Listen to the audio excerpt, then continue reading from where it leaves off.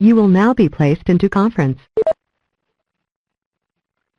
Okay, hello and good morning, everyone. I'd like to welcome you to our webinar, and thanks everyone for making it on such short notice. I know we just advertised this last week, and it's great to see so many people signed on.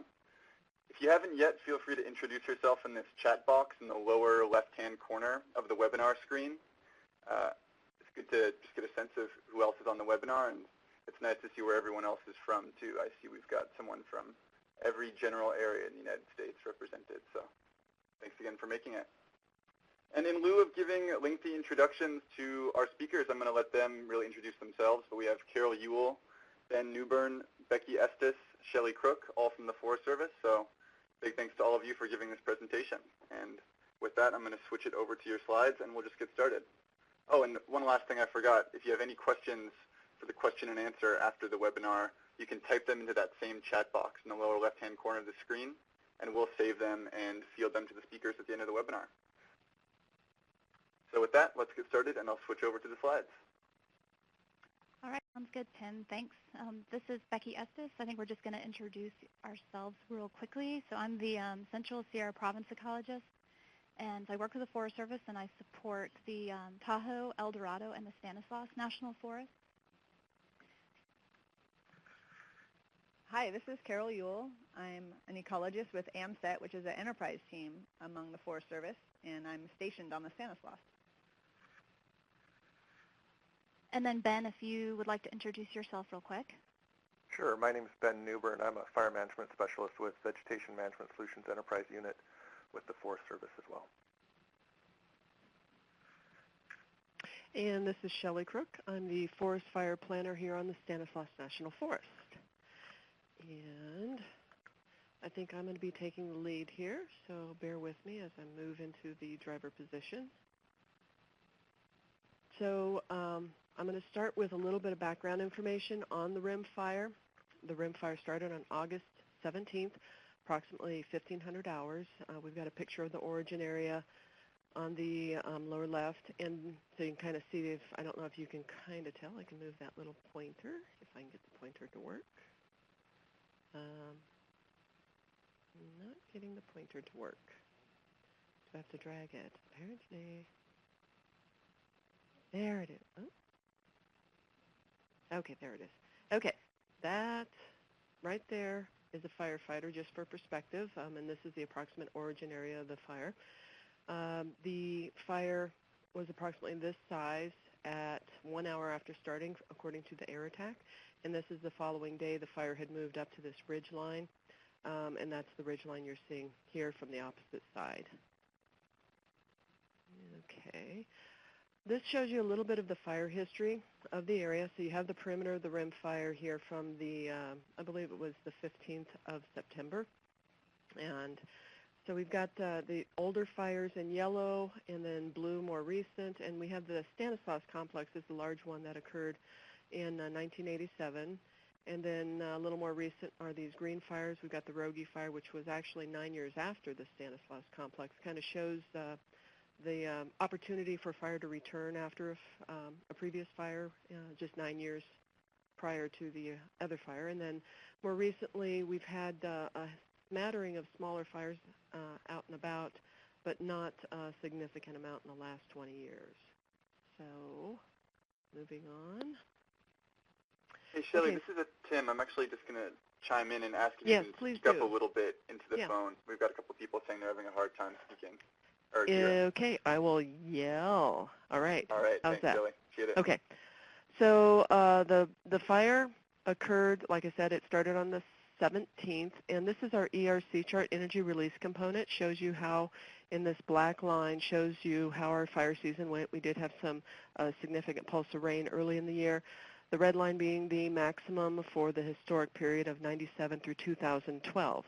I've drawn in a bar here that represents the 17th through the 30th, and that is the peak burning period for the rim fire. And if you look at the very first day it started, it occurred when we were at, it says 97th, but it's actually the 98th percentile when the day the fire started. And then similarly over on the, I guess I could use the arrow, over on the 1,000-hour fuels, which are also a good indicator of drought, we were sitting at one of the lowest points for our fire season, not quite exceeding historic, but at a fairly low point there. And again, pointing out we didn't exceed the historic, but we were pretty close to exceeding that. Okay. This gives you a sort of, I call it the fire weather histogram. So it shows you the days. Here's the fire start. It looks like my bars have gotten adjusted, slid a little bit somehow. Anyway, the fire started on this particular day, and it burned for a 2-week period where it was most active. And you can see these are the acres of daily growth. And then down here we've got the corresponding weather. And I apologize, these bars have gotten slid. This red bar here is supposed to be bracketing. As I move the arrow over here, this red bar should be bracketing these two large burn days. These are the 21st and 22nd of August, and the fire made significant runs on those days. If you look at the remainder of the days, not nearly as significant. And if you look at the start of the fire, it's our ERC was right here at the highest point. We had 90, and our relative humidity, max and min combined, was fairly low. Winds were the highest that weather station recorded throughout the entire burn period, which was 15. And okay, I accidentally right-clicked. Moving forward. Okay, this is August 22nd. This is the day, the second of the 2 big burn days. The fire went 52,000 acres. In that particular day. This is the area in here that has a little bit less smoke. This area burned the previous day on the 21st, 37,000 acres. And let's see. I want to focus a little bit of emphasis on this area. It burned on the 21st, and we had downdraft winds from the plume-dominated fire that occurred on the 22nd. So looking a little bit at the effects of that. These trees here, the tops have been broken off. And if you notice that the tree is black, but the top here where it's broken off is not black. So these trees were snapped off the day after they burned. Also, there's a lack of ash present. According to the meteorologist, the day that this burned, estimated the winds, the day that these snapped off, estimated the winds to be about 100 miles per hour to do that. Here's another image where we've got a bunch of trees with snapped off tops. And then this is an area also burned on the 22nd, and you can kind of see the amount of severity there, not a whole lot of survival, if any, on that particular day. Here's an area that burned after the 22nd. It's up close to Cherry Lake. And you can see it, the green patches in here is mixed in with the brown and everything. So it's showing a lot less severity, obviously, in this area. We do see that further along, and we'll have a discussion to that. Okay, and I'm going to pass on to Becky for this next section. All right, everybody. Hopefully everyone can hear me well. So Tim, if you could cue up the fire progression video. It might take a couple of moments for that to come up, so if everybody can just sit tight, I can talk a little bit about the next couple of slides we're going to be looking at. So we're going to be transitioning from the background that Shelly gave us, which was excellent, into looking at some of the landscape scale patterns, and I thought it would be really great to start out with just looking at the fire progression as a video, and so you can see a couple of things will jump out. It might be a little slow there at the beginning. It should be playing right now. This is Tim. Yeah, I think it's got a little lag there, so we'll see if it jumps up, catches up with itself. But you'll see a couple of things. So right off here, we see the initial day, the origin site, those first couple of days. And then once it starts to move on, if we keep our fingers crossed, maybe it will, you'll see the 2 large run days, and then it will transition into the point where you see the remaining progression days where there's a reduction in large fire growth, and you start to see those areas that burned Becky, I think around the outside of the it perimeter. should be Oh, playing I think, right now, even if you can't see it. I think yeah, for some others reason can. it's not playing on mine, but it looks like it's playing That's funny. on other folks. So, okay, Yeah. well, we can move on from that since it doesn't look like it's going to catch up with itself quick enough for folks to see it. Well, folks are typing in the chat box that they can't see it, so. Okay, sorry. great. Well, maybe it's just us here that can't see it. Must be our internet connection. Okay, well, it looks like everybody can see it fine, so great. Well, I'm glad everybody is able to see it. Okay, I'm going to take it down now. Okay. Yeah. So just one moment, we'll flip over to the slides again.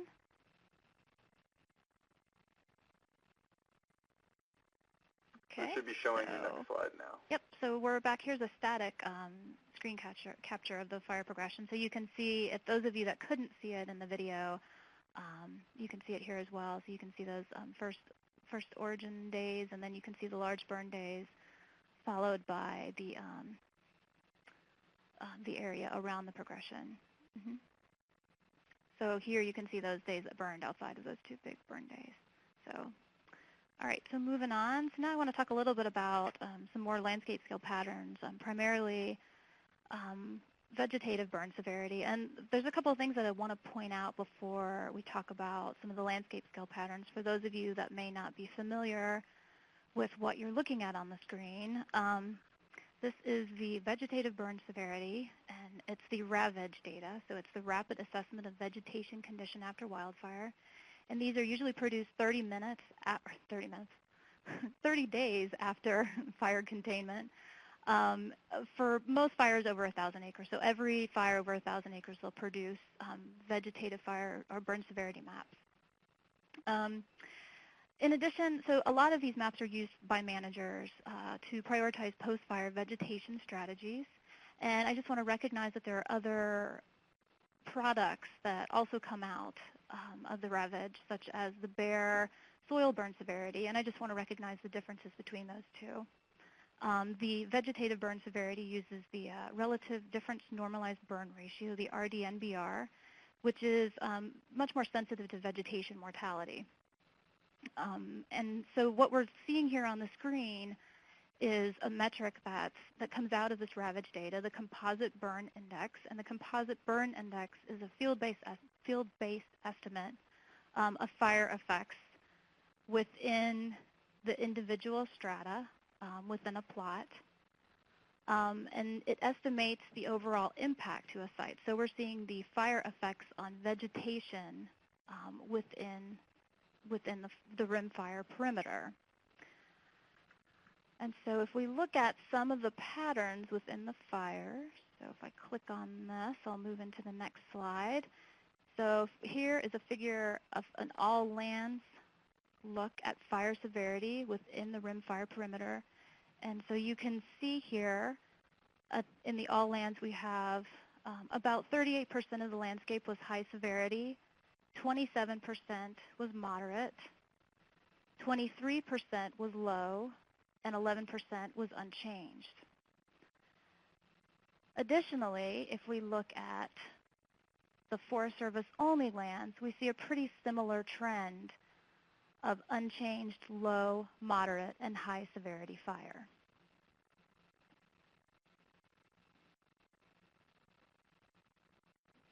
So now what I wanted to do was just take a closer look at the vegetative burn severity, comparing those two large run days to the area that burned outside of those 2 days. So this is the same map that you saw on the previous slide.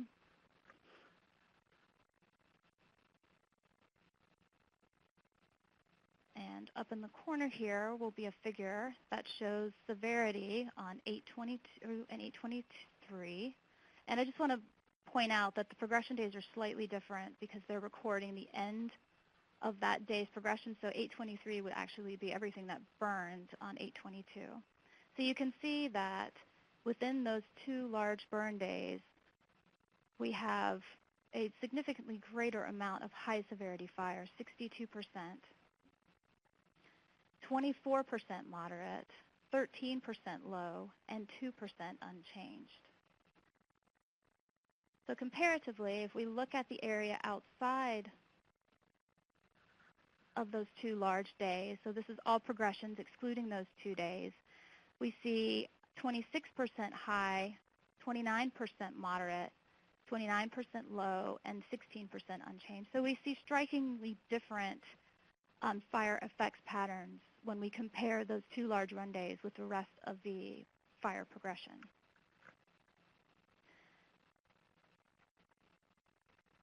So now I want to shift gears slightly here and talk more about the resiliency report. So the team, there's 4 of us that are presenting on the webinar today, and I just want to recognize, and I believe we have an acknowledgement slide at the end that will recognize everybody that contributed to this effort, which were a substantial amount of people.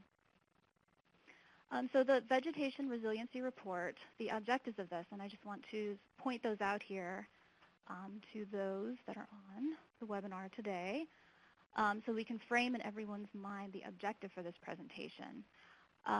So we describe the desired fire management and fuel treatment goals within the rim fire perimeter now and into the future, in an effort to help guide potential locations for post-rim fire ecosystem restoration decisions. And all of this was within the framework or the aim of landscape scale restoration. So I just want to make that clear that there are other resources and other goals out there, and I want to recognize those, such as wildlife, soils, and we primarily focused here on fire and fuel treatment.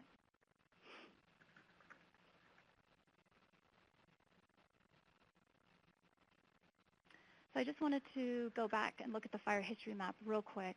I think Shelly covered this pretty well. There's just 2 things that I wanted to point out again, and let me see if I can grab that wonderful pointer there. Maybe it's on the screen. There it is. Oh, I just disappeared on me. There it goes. So I just want to point out again that we've got sort of 2 distinct patterns occurring on the landscape here with regards to fire history. We have an area here in the center that has had no recorded fire history since 1908. And then we have other areas here and over here that have had, and it's difficult to really capture the complexity of the fire history in the landscape in those areas. There have been multiple fires that have overlaid on top of each other. So it's safe to say that there's a rich fire history in those areas. So I thought that it would be important to take a quick look again at the fire history slide just so that it will frame this next slide, which is the departure from historic fire return intervals. So this is within the rim fire. And so for the report, I just want to point out, we noticed that we only included or only looked at Forest Service lands. So that would be the reason why a lot of these figures sort of cut off there on the park boundary. So just 2 things that I want to point out from this slide before we just look at some of the patterns. There's 2 characteristics here. The first one is that, we use the condition class, the mean spread, so the fire return interval departure. And when we have positive numbers in this condition class, it means that fires are occurring less frequently on the landscape than pre-settlement. And when we have negative numbers, fires are occurring more frequent than pre-settlement. And so you can see in this landscape here, if I grab that pointer again, we still have a large portion of area that's burning less frequently than pre-settlement. And I just want to point out that if we would look at the pre-European fire return intervals, so those historic fire return intervals that the condition classes are calculated from, we would see that a lot of this area would have had a mean PFRI of about 11 years, so pretty short return intervals. And so that explains why a lot of this area has been burning less frequently than pre-settlement. Consequently, we also have areas in here that are burning more frequently, some small points here where we have -3 and -2 condition classes.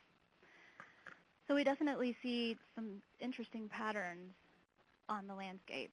Oh, and additionally, I want to point out that this does not include the rim fire in the calculation of the condition class for this particular slide.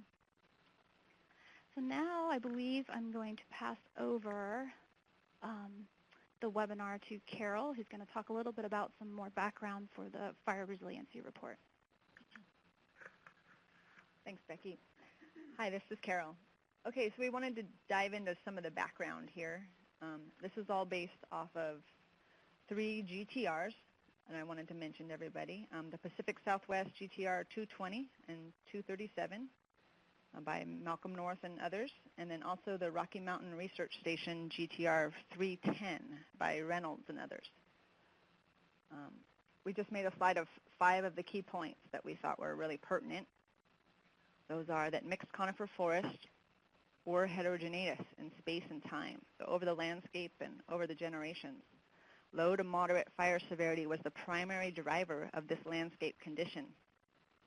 The introduction of small-scale, low-intensity, and high-frequency fire to reduce the vulnerability of large-scale events is key to the maintenance of ecological resilience across our landscape. When we consider reforestation, topography and fire severity patterns are critical. And Becky has already painted that picture, and we'll continue to talk about that. With active fire processes, areas that could sustain trees may not be capable of maintaining high densities. And the last one, that maintenance of any fuel treatment is essential to its effectiveness. So it's not a one-time thing, but it's a cycle of continuing to maintain this.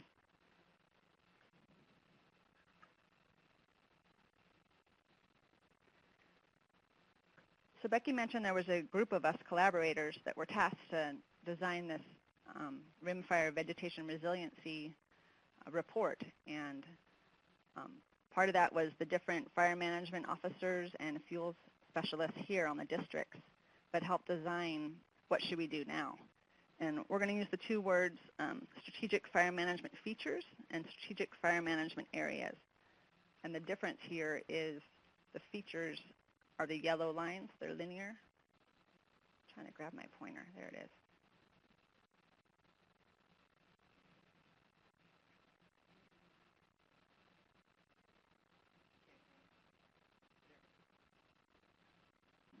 Guess my pointer's not really doing it.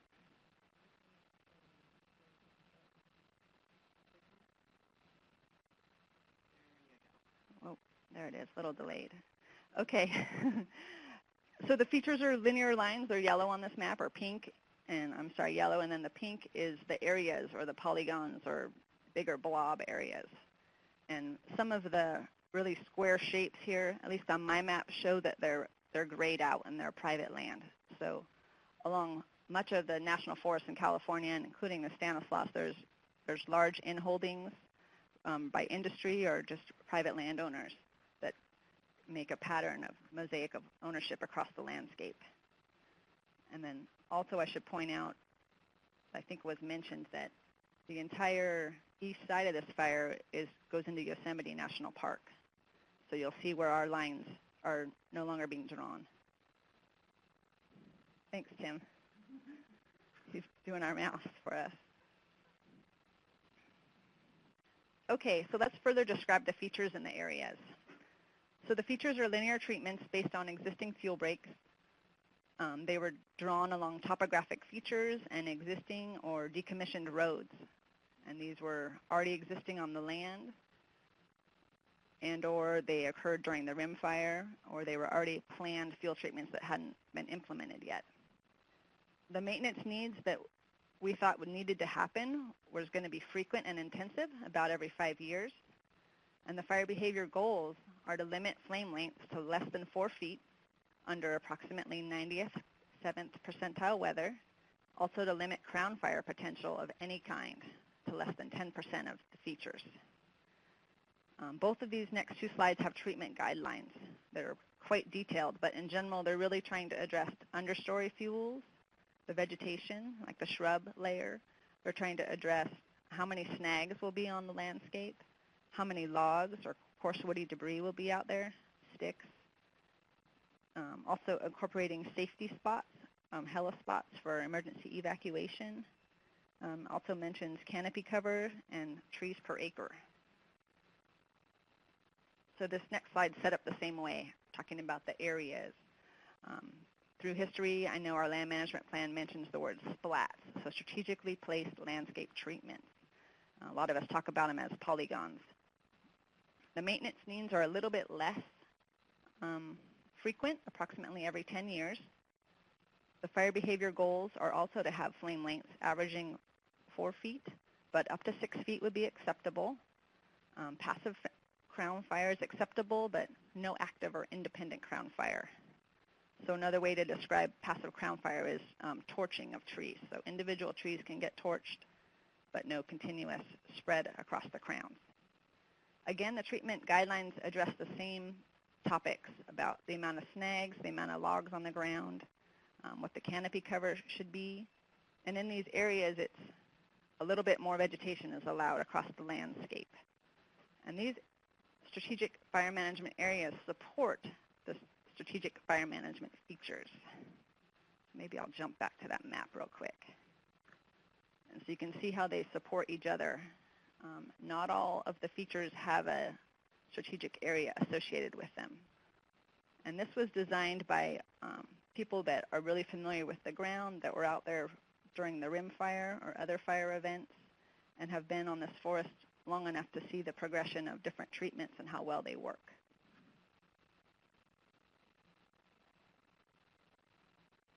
So we included some images to help describe what I was trying to describe in words. And so the top left and bottom right pictures are from the Bear Mountain fuel treatment here on the Groveland Ranger District. And this is after the rim fire. This spring it received a prescribed burn that had been previously thinned. So this is a thin and burn area. And when the rim fire came back through, it barely touched this area. The other features on the other two corners are an oak woodland that's already been thinned and had pile burning. And then we wanted to show kind of a landscape scale picture of Paper Cabin Ridge. And that's where the rim fire actually had occurred, and they were able to do some fire management control lines there. And we can see where the mosaic of grass and shrubs created an opportunity there for a fuel break or a treatment area.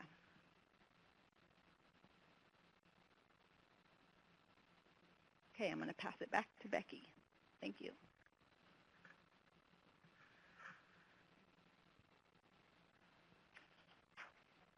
Okay, so this is the sort of the next piece of analysis work that we did for the resiliency report. And so I'm just going to give you a little bit of background about it.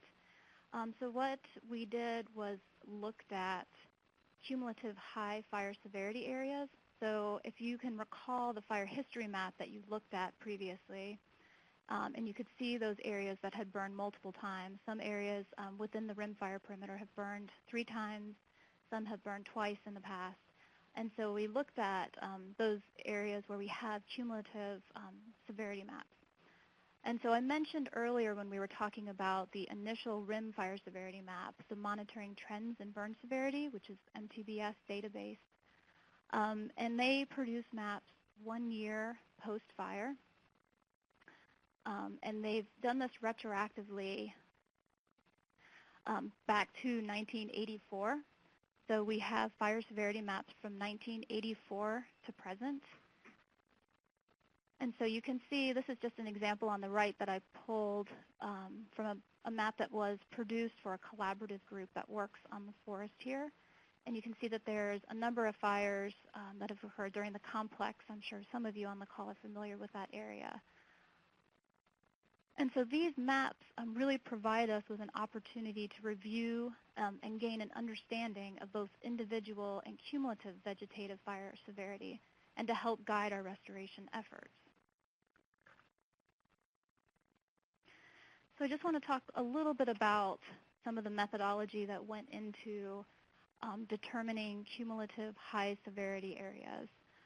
And I already mentioned the first little bullet point there, that we have data from 1984 to 2012, not 2013 actually, because that would be this year, and we only have the initial fire severity map for the rim fire for that one. So we had 3 sort of classifications. The first one is the red classification, and the map that follows will follow the same scheme. So those are areas that burned at moderate severity in 1 fire and high severity in the other 2 fires, or they burned in all 3 fires at high severity. So those are just areas where we have 3 fire perimeters. And I do want to mention that we are including the rim fire in this analysis. So it is preliminary in that we only have the initial fire severity map for the rim fire presently. So the yellow and the blue classifications or categories are areas that have burned twice in the past. So the yellow burned at high severity in both fires, while the blue burned at moderate severity in one fire and high severity in a second. And so a couple things that I just want to point out here. I think we all recognize that there are a number of other variables that drive fire behavior and hence fire severity on the landscape, such as topography and fuels and weather.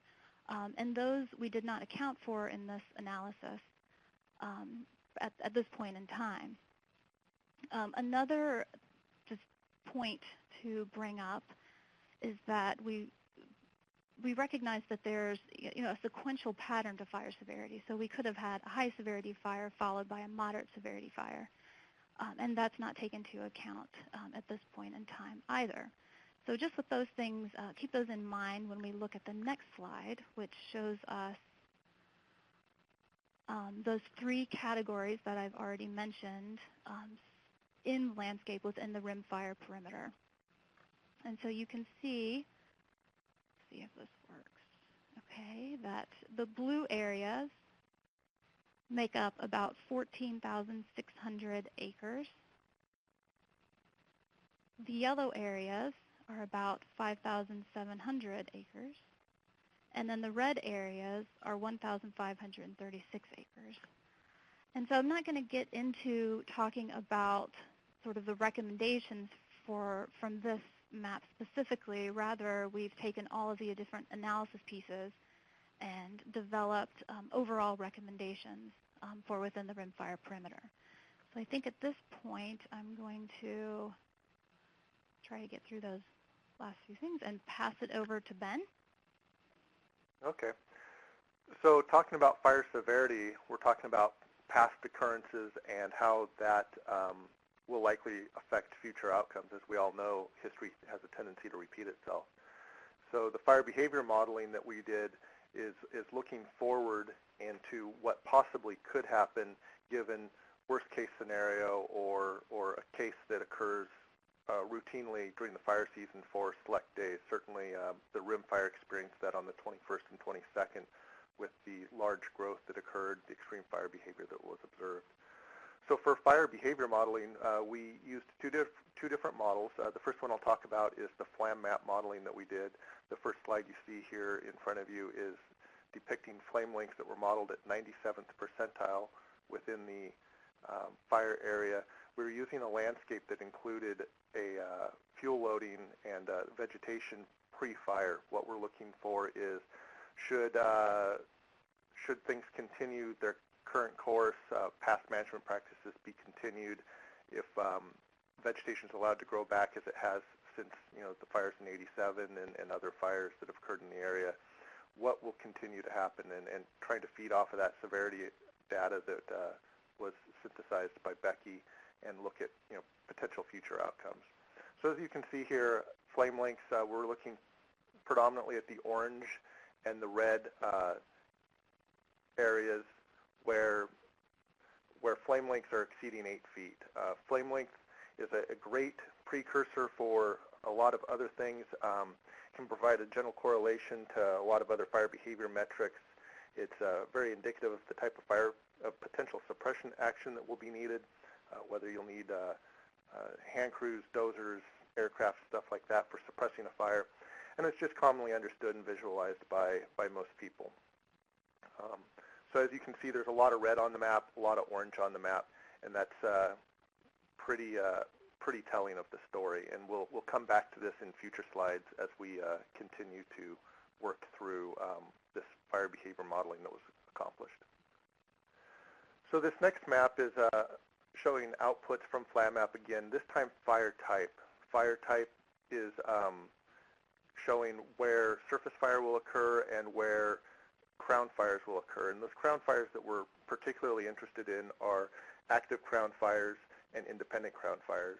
And for those of you guys that are not familiar, active crown fire is a fire that has active flaming front in the canopy of trees supported by the surface fire underneath it. And an independent crown fire is one with fire spreading through the canopy without the need of the support of the heat from a surface fire underneath it. Those are the two types of fire that we're particularly interested in as far as creating extreme fire behavior, large fire growth, things like that. Surface fire, passive crown fire generally are considered, depending on the fuel types, the vegetation types, a little bit more benign and easier to deal with, not as concerning. But still we should pay attention to those as well. So as you can see, the red on the map highlights many of the same areas where we also saw high flame lengths. There's definitely a correlation between the two. Obviously, flame lengths exceeding a certain threshold will initiate crown fire.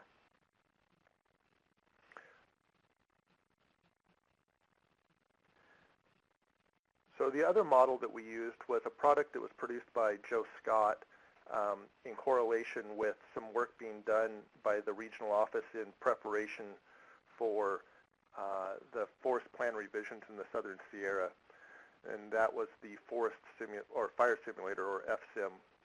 FSIM is a large fire simulator that was first developed for the FPA project, the Fire Program Analysis, which is a budgetary tool, but is based on fire occurrence.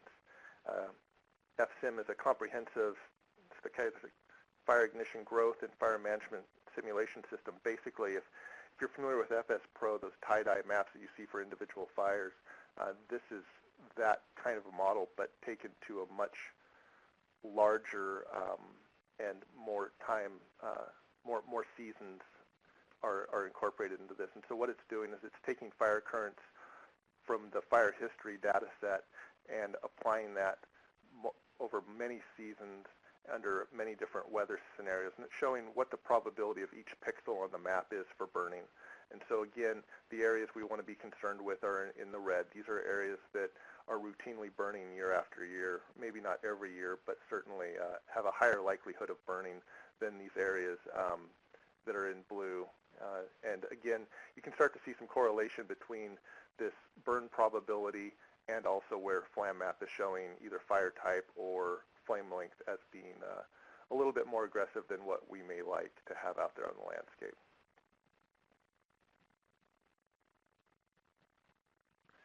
So the next step we took was to combine the two models and create a hazard analysis.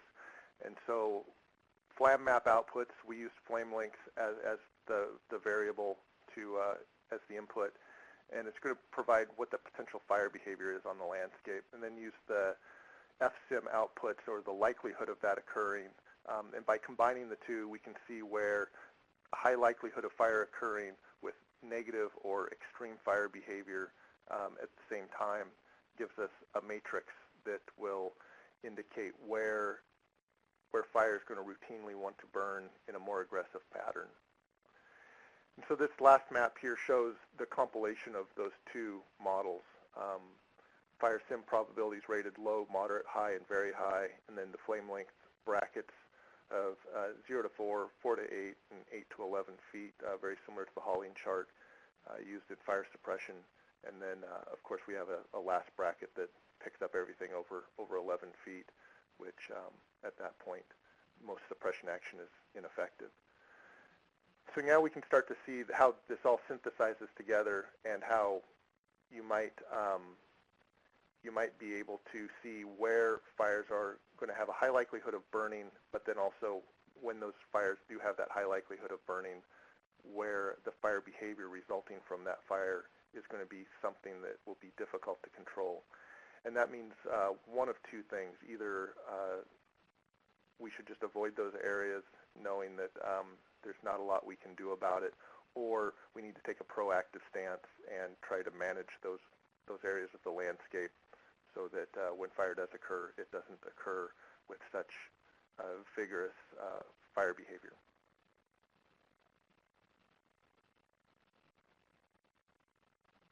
So with that, I think I'll turn it back to Carol or Becky to discuss recommendations.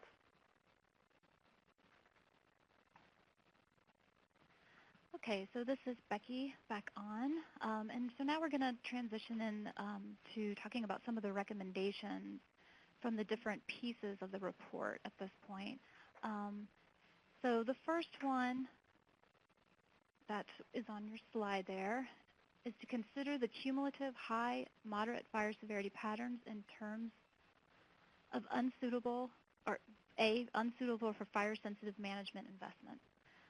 And we recognize, and I think, looking at the analysis that Ben just presented and the work that I presented earlier, we can really identify key areas on that landscape that may have a predisposition or may be more likely to burn at with high fire severity patterns, as well as high fire behavior. And so those areas are sort of key in identifying different management objectives.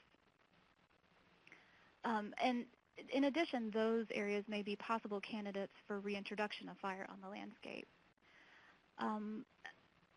I think alternatively, if we choose to manage those in certain ways, they may be prime target areas for active vegetation management. In other words, earlier and more frequent and more aggressive management. Stand thin to greater spacing, canopy prune to greater heights, reducing those understory fuels, and treating and maintaining surface fuels. So in other words, I think it boils down to perhaps, as Ben stated at the end of his discussion, perhaps not investing in those high-risk areas. So a second recommendation, and I think that this recommendation is pretty well grounded in scientific literature. There's a number of studies out there in the Sierra Nevada, in the Southern Cascades, in the Klamath, that all look at topography as a guide or as a variable that drives fire severity, fire behavior, and fire severity patterns on the landscape. And so recognizing that topography on the landscape as a guide to planning location and density is extremely important. So sites that are prone to frequent and moderate to high fire behavior can include those areas that are at low elevation, that are at a southerly aspect or on a ridgetop upper slopes, or are on steeper slopes, slopes that are greater than 50%. So really topography matters in this discussion. Okay, and this is Shelly. I'm bumping back in to continue with the recommendations. And so for recommendation number 3, and I've put in the bold here in the blue, prepare and share. I presented this to the Board of Directors, the fire management staff here in Region 5 earlier, well, actually last week, and so I wanted to make it simplified a little bit. But the prepare and share means taking the information that we have compiled here for this particular assessment and to try and get it into our WFDS and do annual meet annually with our managers to validate and make sure that the information that we've collected here is available for the folks that may need to use it. And that's one of the reasons why WFDS would be a valuable place to put some of these strategic features that have been identified across the landscape. And just to make it clear, the features were identified by the local fire managers, and it's a recommendation that if we were to treat in those areas, this is what we would like them to look like. And to clarify that those features would be linear and no more than approximately 300 to 400 feet in width. I did see a comment about the snags and reducing snags or eliminating snags from that area, and we did have that discussion, but because of the nature of the features being so narrow, it would not eliminate snags across the landscape. It would just eliminate it from a small area. Sorry for the slight detour there. Was reading through the comments, and I wanted to try and hit on a few. Okay, recommendation number 4. If it's not if, it's when, and we've all heard this before, the likelihood of fire occurring on the landscape.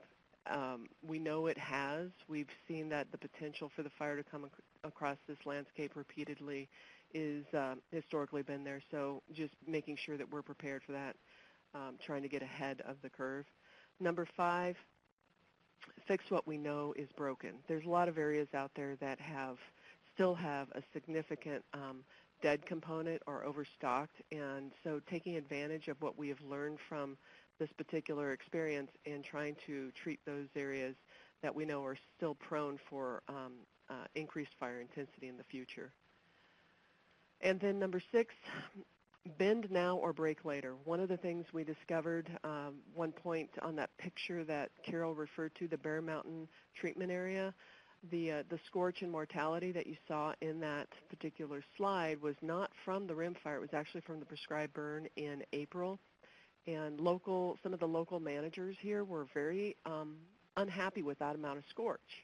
And there was a lot of frustration and consternation about the fact that we had burned it so heavily, which from a fire standpoint we didn't feel was that bad. Ironically, when the rimfire came through, the area that had burned in April through prescribed burn, the rimfire did not even go into that area. So the scorch you saw that was there was residual from the prescribed burn. And now looking back, a lot of folks are saying, wow, it did exactly what it was supposed to do. And so we're trying to sort of try and pull back the restrictions that we put upon ourselves with regards to some of the treatments that we do, especially with prescribed fire, because the benefit in the long run is there. So bend now or break later. Moving on to number 7, be proactive and think forest-wide. What we did for the rimfire, I want to clarify. This was, I got approached the day after the furlough. We were given 2 weeks to produce this document. We assembled the team within 2 days, brought everybody together, and addressed this particular need for the salvage EIS and the restoration EIS that are going on right now here on the forest. But we only focused on the rimfire. And when we got done with this, we all agreed that this was something very valuable and we should apply to our whole forest. So that's what we intend on doing, is taking this concept and working at a forest-wide level for incorporating these principles. Number 8, don't forget the lessons that we've already learned. We've got tons of research and modeling efforts, tons of information that's been done on this forest and is constantly going on. And we've pulled out a lot of these older or not so old documents and refreshed them and looked at them, and they're not saying anything really new. We just need to make sure that we listen to those lessons that we've already had in the past and we apply them to the future. And I think that we're going to go to the next slide, and I'm going to pass it off to Carol to address our goals. Hello again, this is Carol. So we just painted a large picture here, and it's just the tip of the iceberg in terms of how much work we have left to do across the landscape. And that includes the rimfire area and the entire Stanislaus and even beyond that, the Sierra Nevadas. So fuel treatments must be continually maintained to be effective. And that's a key point for us. We do not want to plant or create overstocked forests, and we need to manage areas that are already overstocked. Our third goal is to manage for heterogeneous vegetation. So that includes managing for gaps and clumps of vegetation, also for different ages and species.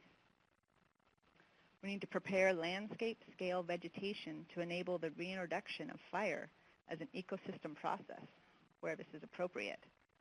So some of the landscape or the vegetation out there isn't ready for a prescribed burn right now, or isn't ready for a wildfire that would give us the right balance of severity levels. So we need to prepare our landscape and our vegetation for that. We need to manage wildfires that are candidates for multiple objectives. So some wildfires need to be suppressed. Other wildfires, there could be some options that the different incident commanders are able to take in the land management agencies. And multiple objectives include resource benefits and ecosystem benefits, as well as protecting lives and structures. So number 6, maintain strategies that focus on prescribed fire to reduce the vulnerability of the landscape to large, high-severity fires. We feel prescribed fire is one of the key tools here.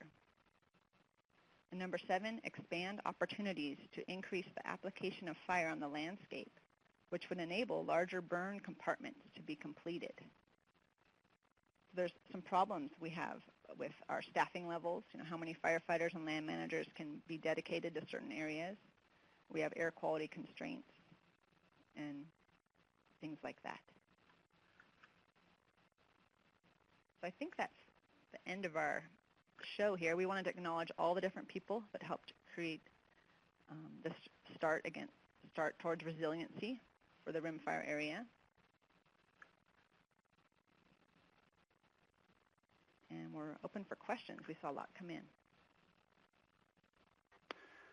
All right, so I'm going to switch over to this other webinar room so we can have more room to look at some of the questions that have been here, that have been asked. We've had a lot of questions, and I'll just say that I know at least a few of the presenters have other calls they need to get on at 11 o'clock, so we're going to do our best to get to every question. We probably won't be able to get to all of them. If any of the presenters can stay on longer, then that would be great if they could answer more, and we encourage everyone to contact them directly if you don't have your question answered right now during the webinar, and we'll make sure you get their contact information. So with that, I'll just send it over to the presenters. Ben, you noted here that you can field those ERC questions quickly, so why don't you go ahead with those? Okay, sure. So energy release component is a variable that is an output of the National Fire Danger Rating System, or NFDRS.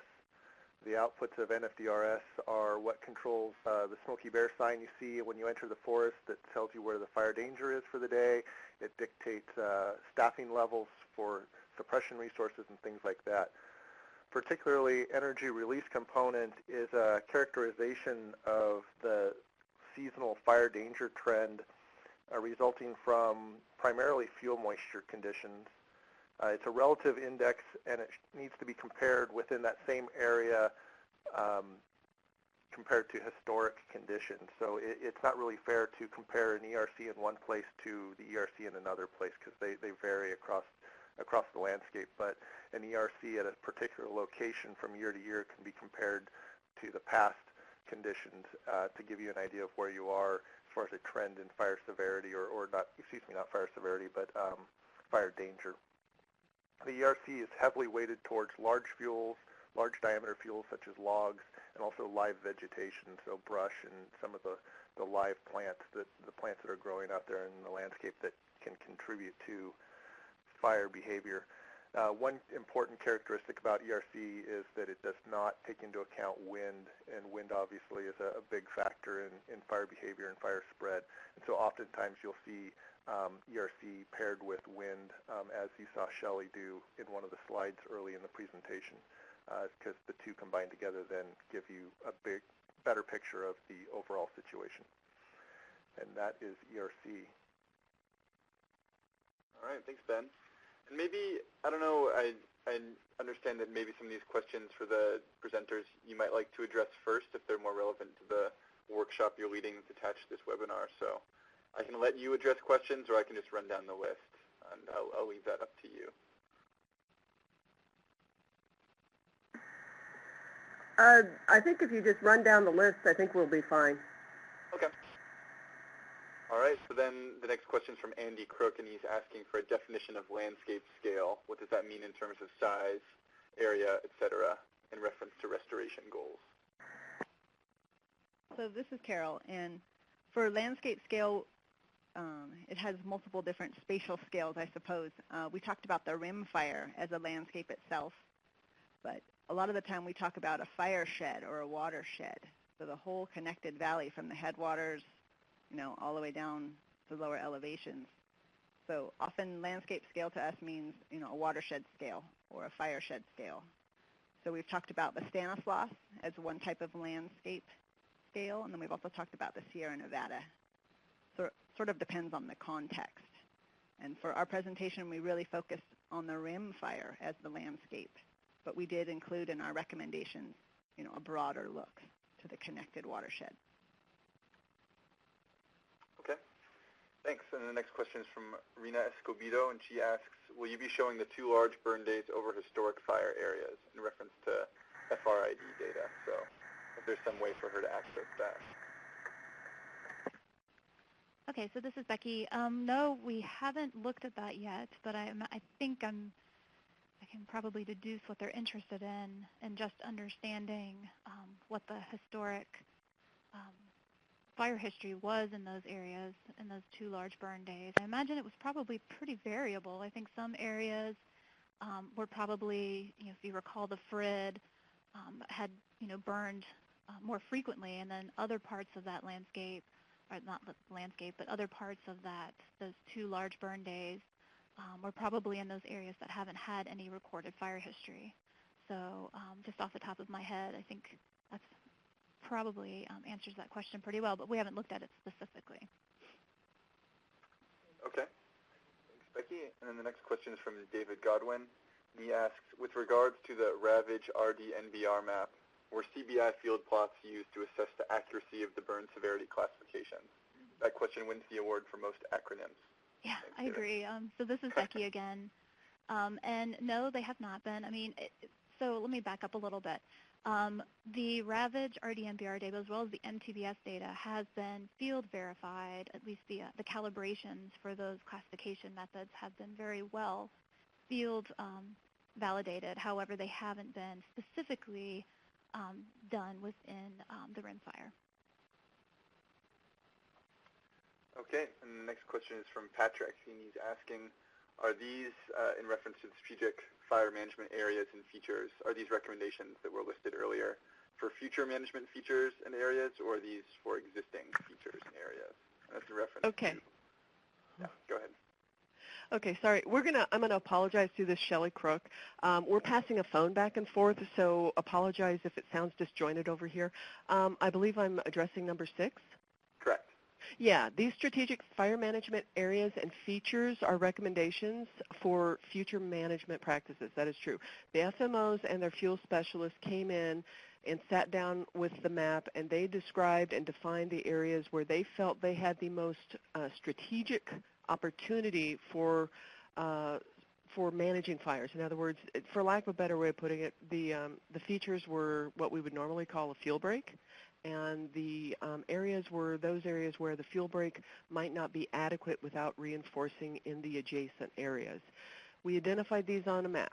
We gave them to the EIS group and said, when you guys go out and you're considering what you're going to be doing from the standpoint of salvage and reforestation, look at these areas and apply your salvage restoration efforts to consider what we need for future fire management and overall resiliency of the area. Does that work? That works. Thank you. Okay. Okay, and thanks also for bearing with us as you pass the phone back and forth.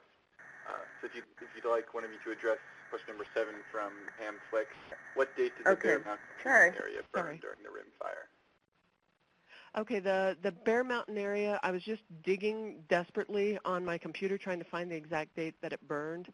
I don't know off the top of my head. I do know that there were certain areas adjacent to the Bear Fire, the Bear Mountain area that did burn very intensely, and I wish I'd thought of it. I could have thrown a picture of the untreated area directly adjacent to it, and we do have complete consumption in some of those areas. So I don't know the exact date off the top of my head. Sorry.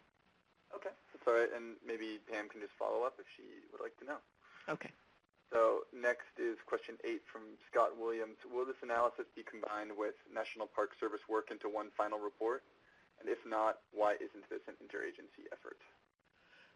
Okay, for this particular assignment, the EIS team leaders, we have 2 of them. Like I said, we have one for salvage and one for restoration.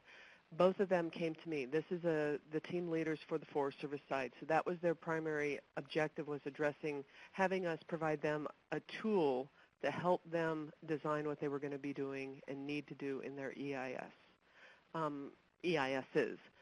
Now, taking this beyond what we had initially and what we've done already, we do intend on creating, to some extent, a lessons learned of some sort, taking our fuel treatment effectiveness monitoring, which was actually done prior to this.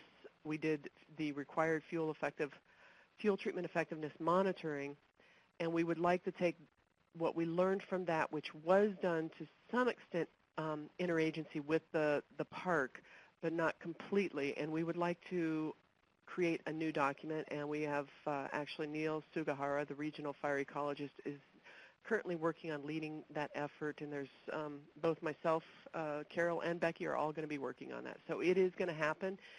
It's just that this particular assignment was not the objective, and we definitely did not have the time frame to make that the objective. Okay. Thanks for the response. And then the next question, number 9, is from Andy Crook. Regarding the goal of reducing flame height, what considerations was or is or should be given for cattle grazing to keep brush in check? You know, the one thing I want to address is when we were talking about those features in the areas, we defined those based upon what fire behavior objectives we wanted to achieve. So in other words, to have a feature be meet our needs, to be somewhere where we could basically stop a fire safely and effectively. We defined what the fire behavior and what the final effect would be. The maintenance cycle, which we defined was for the features, was every 5 years and every 10 years on the splats, was intended to get the area back to meeting those original objectives. So in other words, we didn't get too far from where our original goal was. The mechanism upon achieving those objectives could be anything.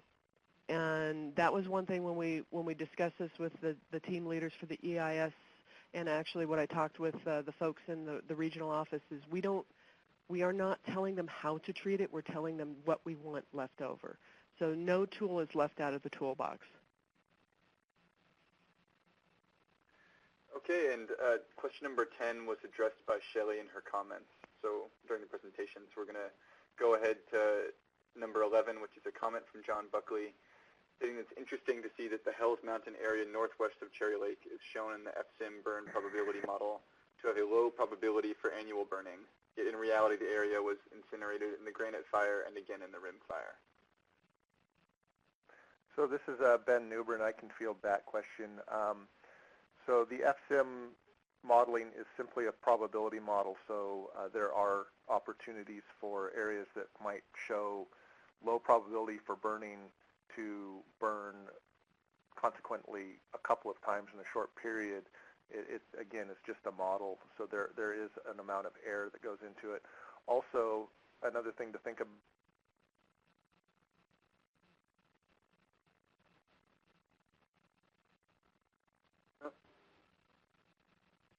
Ben, are you still there?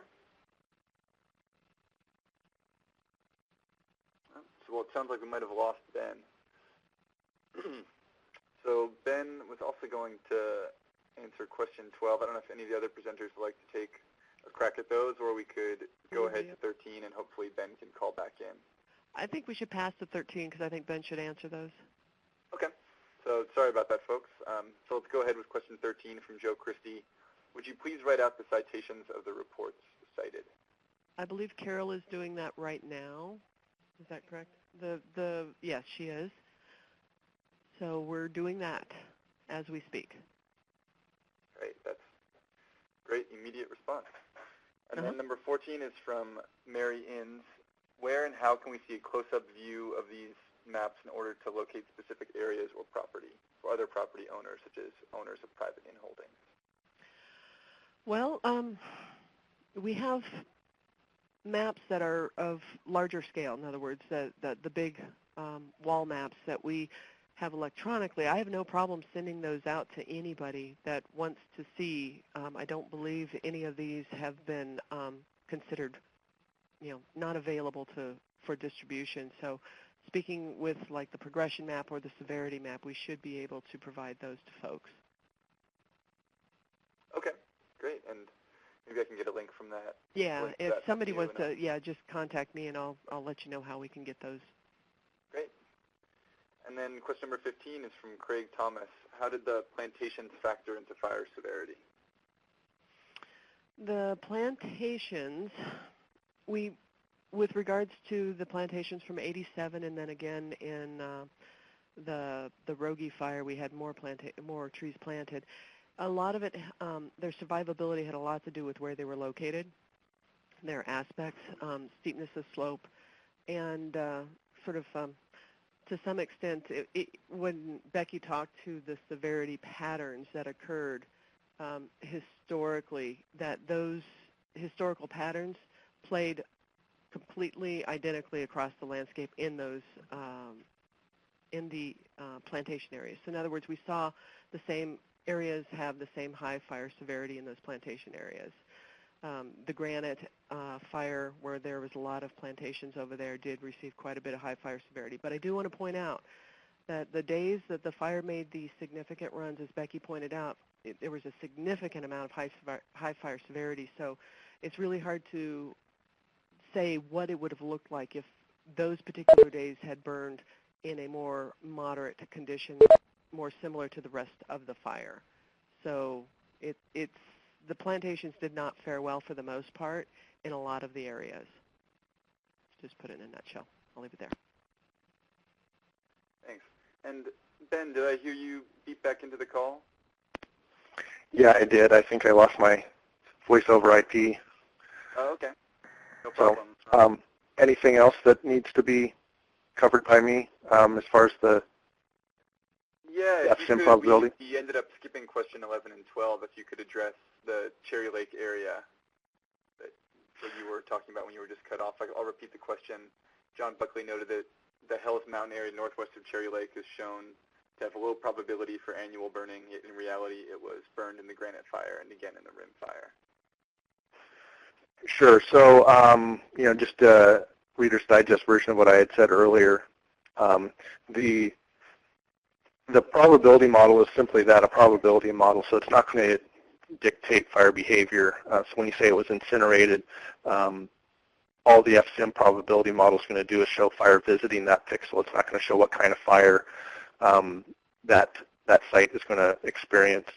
And then another thing to think about in regards to multiple fires visiting a site within a short period of time is the FSIM model is modeling over a great number of years. And if the occurrence happens in successive years or relatively close together time frame, that's still within tolerances, given the fact that if a landscape, for instance, sees 2 fires in 100 years and those 2 fires happen to be within close proximity of each other in a time frame manner, the rest of the time period might be without fire for an extended amount of time. So it's all within the tolerances of the model, but it is something, a caveat that you do need to take into consideration when you're evaluating the data. Okay. Thanks, Ben. And then the next question, number 12, was what are the primary factors for fire probability? Terrain, elevation, vegetation, something else? So a general background question from Patrick. Sure. So the FSIM probability modeler is primarily driven by fire occurrence data. And so what it uses is the historic fire occurrence data, locating fires on the landscape where they predominantly occur. And then from there, it takes those fire occurrences, averages them out for a number of average fire starts per year, and then allows them to grow under climatological data that's the same data used for FS Pro, the fire spread probability program. And then after it does that for each fire, it shows how many times these various fires visited a pixel. And so one time a fire might burn over the landscape and overtake another fire, and so that pixel will get counted multiple times. That goes for normally 1,000 years or so. So it's a fairly large and robust data set that gets used with. Earlier we were talking about landscapes. One thing to think about in regards to FSIM probability modeling is we're talking about a fairly large landscape here, not just something the size of the rim fire, but something more provincial in nature. So for instance, the data this was gathered from covers not only the Stanislaus National Forest, but also Yosemite and Sequoia Kings National Parks, the Sierra, the Sequoia, and the Inyo National Forest. So pretty much the entire southern tier of the Sierras all in one model run. Great. Thanks, Ben. Glad you can make it back on the call. And then jumping back ahead to question 16 from Hugh Safford, what is the connection between your report and the salvage harvest plans? Are they being integrated in any way? Yeah, this is Shelly, and that this report was a product that was requested by the salvage harvest team, ID team leader. So this was totally driven by them needing the information to help them guide where they're going to be doing salvage and okay, I've got I've got commentary off to the side. So initially this was for the salvage effort for the EIS, and so that's what we were trying to do, is give them the information they needed for guiding them on that. Okay, thanks, Shelly. And then the last question we have here is from Craig Thomas. Will the team be sorting out primary drivers of fire effects on particular burn periods? So maybe in reference to the large runs that happen on the 21st and the 22nd. This is Carol. We haven't looked at that yet, the primary drivers of fire effects on different burn periods throughout the rim fire. That sounds like a good idea, so I'll put it on our to-do list, especially for certain areas that were of concern. So if that person has a certain concern area, they can let us know, or if different resource specialists do, they can also let us know. Okay. All right, well, thanks to all four of our presenters for putting this together on such short notice and for answering all these questions with such aplomb. And thank everyone for making the webinar. We'll send out contact information for all the presenters if you have any follow-ups. And I'll also be sending out a quick evaluation survey for the webinar. I know easy to chuckle at these eval surveys, but they really actually do help us plan future webinars. So if you can take 10 seconds later to fill those out for us, I appreciate it. And yeah, thanks again for making it, everyone. So this concludes the audio portion of this webinar. Feel free to continue to chat in the box. All right, hope everyone has a good day. Thanks.